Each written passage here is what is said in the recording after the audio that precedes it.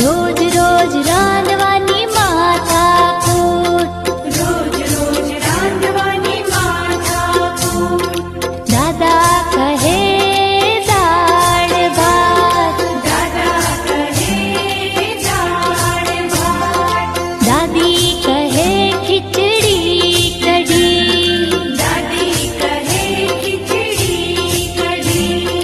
બાળકોને ભાવે fast food, રોજ રોજ રાંધવાની માથાકૂટ.